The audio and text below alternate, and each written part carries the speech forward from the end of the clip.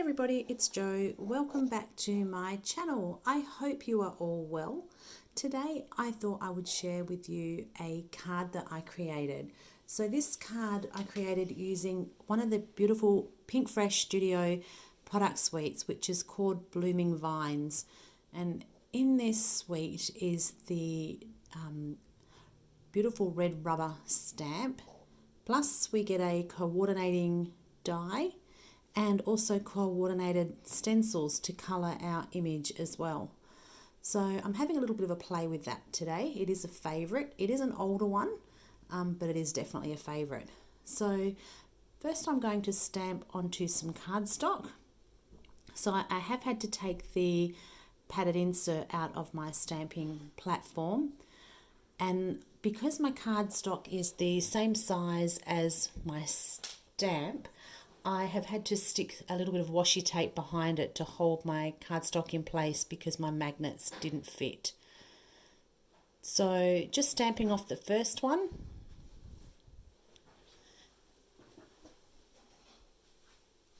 And I'm going to come in now and stamp that second one.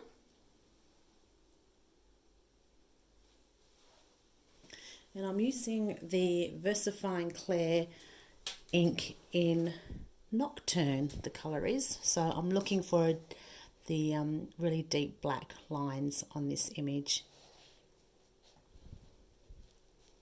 So I think my ink pad may need a bit of an extra re-inking, but we'll soldier on. So there's my second panel, and I'm actually going to leave my stamp in my stamping positioner just in case I want to restamp it again later. It's something that I like to do. So these images are still wet, so I'm giving them a quick heat set before I take to them with my stencils. I find if I stencil straight away while the ink is still a little bit damp, the ink tends to muddy up the colouring a little bit. So generally I will heat set them, or I'll pop them aside for a little while until they dry. So I'm just patting them off there now with a paper towel just to make sure that there is no ink at all left on them. And then I'm good to go with these really pretty stencils.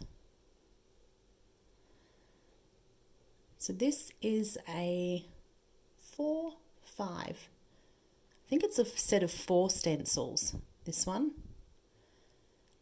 So this is the first layer, and this is going to just layer on that base layer for the leaves. And today I'm using the Altenew mini ink cubes. Now this colour set here, I can't quite remember the actual name of the colour set. It's a family of 4, and it almost looks like a really dirty green. But the colours are really great for leaves and foliage. It's actually a favourite. It's a bit of a natural green. It's not like a mint green, and it's not like a bright green at all. It's just a really nice muted green. So the first colour I'm using there is the Marshland.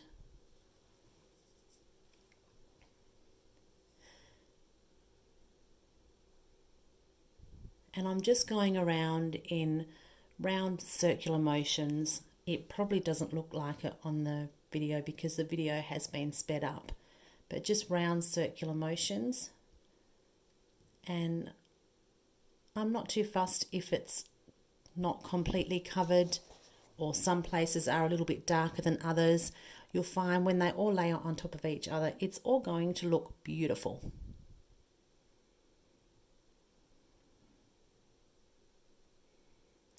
So my one big mistake that I make every single time, well, it's probably not a mistake, it's just something that I don't do, and that is I never ever tape my stencil and my cardstock down. I don't know why. I think I'm just lazy, just pure laziness. But I just tend to hold it over the top, hold it firmly. So if you don't feel comfortable doing it that way, I would definitely suggest that you tape your stencil and your cardstock down, just so that it doesn't move about on you. I actually have one of the new stamping grid mats. I still haven't tried it yet. Again, just because I'm pure lazy. So I'm coming back in now with that deeper colour. This is the Sea Forest.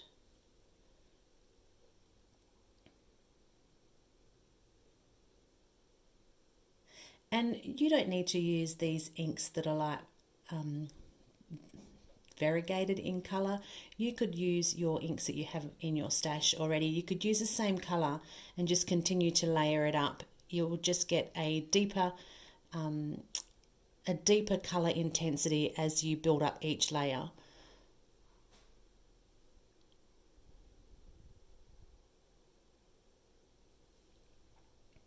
So here is our second stencil. So you can really see it starting to take shape now. I love this kind of colouring. I love ink blending. It's all perfect every time. I love colouring, but to do the stencils, it's just so much quicker. So I was going to go with that deeper violet originally, but then I went back to the two middle colours. So I'm using the Lavender Fields for the first layer here. And then I'm going to come back in with that deep iris. So I do know that ink family is called Shades of Purple.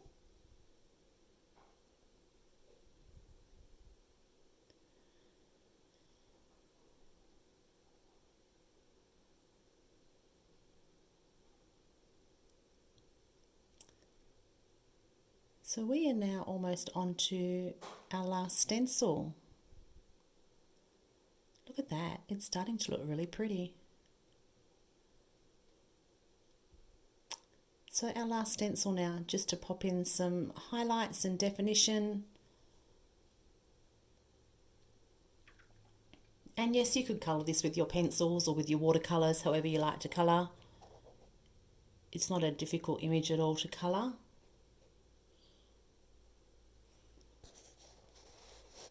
And I've actually ink blended both of those panels that I stamped. I just did the other one off screen so that you didn't have to sit and watch me go through that process again. So there is our finished panel. So pretty. And there's the other one. So I did decide that they were looking a little washed out, the black lines. So I'm going to come back in and restamp. That's the beauty of those stamp positioning tools. What did we do without them, hey? What an awesome invention. And why did it take us so long to get them?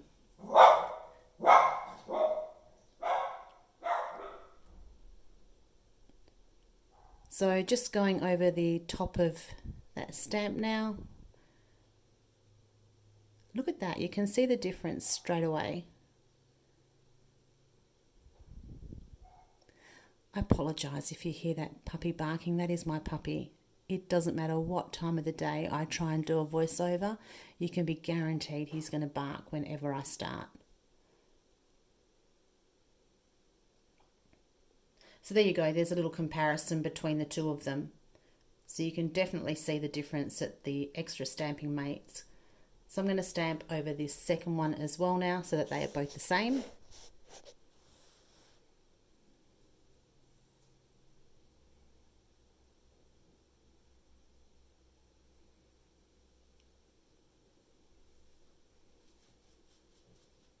And there we go. It's amazing how it just brings it all back to life, that extra stamping.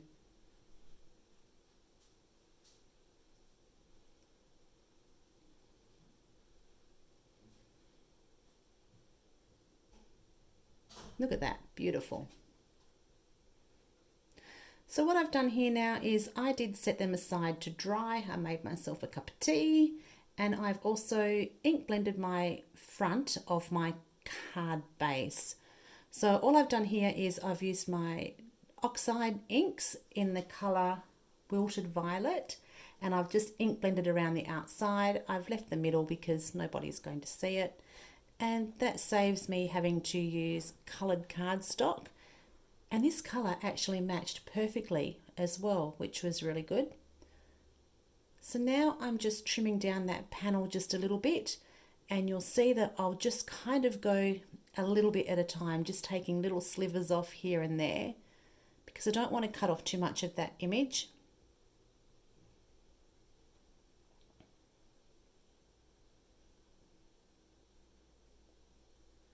And I think we might be almost there maybe.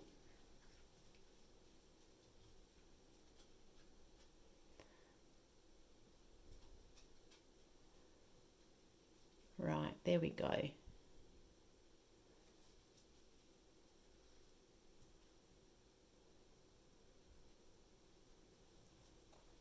So some tape on the back of that now.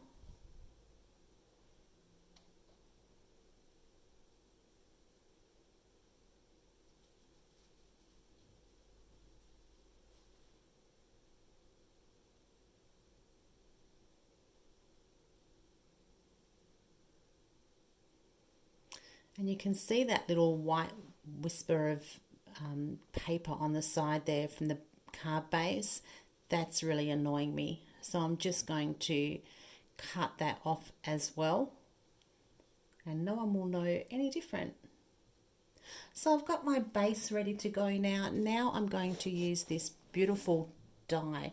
So this is a one-piece die, but it actually cuts out all these pieces individually. So I'm just lining it up,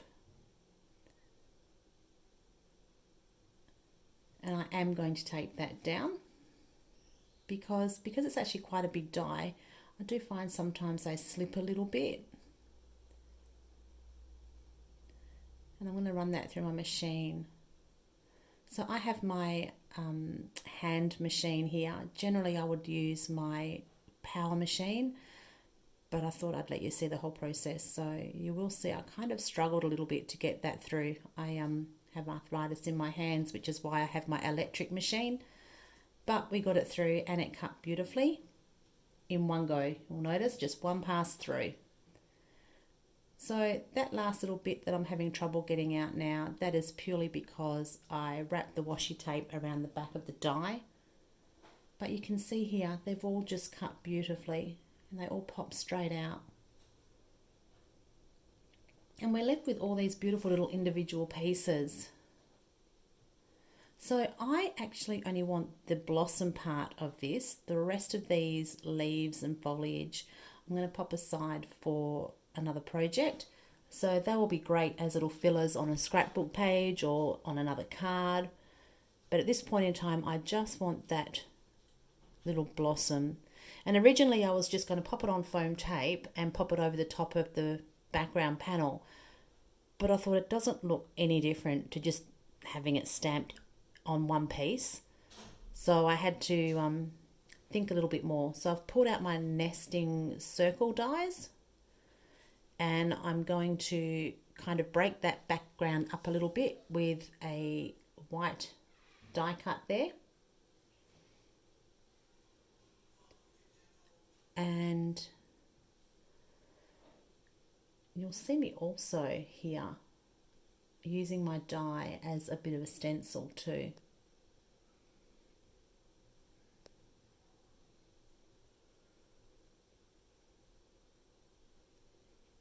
So here's my thinking. So now I'm just trying to pop that die cut back into the die. And I do this quite often. I use it as a bit of a stencil and just pop some ink around the inside edge there, and you will actually feel the die kind of click into place. So I haven't added any extra ink to that blending brush. I have just used whatever was left from when I ink blended that blossom with my stencils. And it's actually quite subtle on the video here. It's a lot more noticeable, probably in the photos as well. So you can see it just leaves that really nice soft hue. Kind of gives it a bit of extra dimension as well.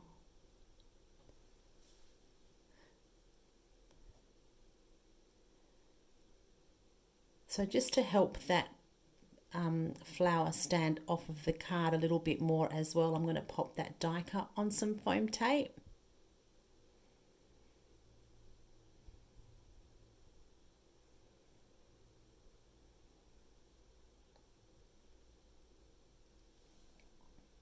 And that's going to go right in the middle of my card.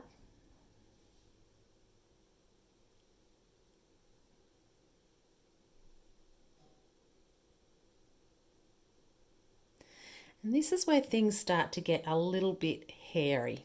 So that little blossom there, I wanted to have that nice and thick and chunky. And I should have just done it with normal foam. The foam that I'm using is the sticky backed foam.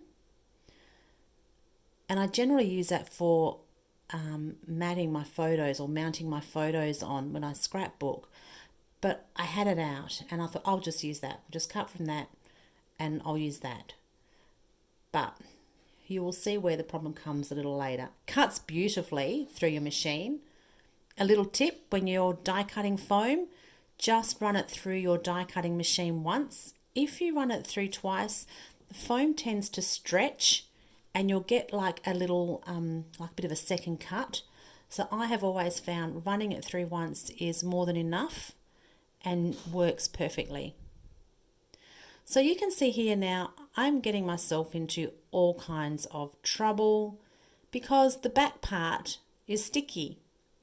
So I had some of the backing paper coming off. I ended up just ditching the rest of the foam. And from here I thought, oh, okay, we're good. This will be easy now. Poking out those little bits.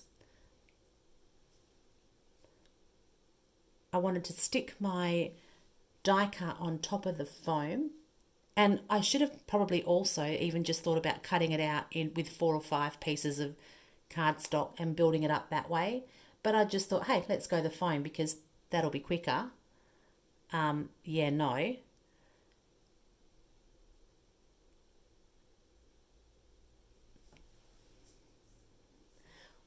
So looking for a quick way doesn't always work. I don't even know why I thought to do it that way, but my mum always says to me, sometimes I'm like a bull in a china shop and I just go gung-ho.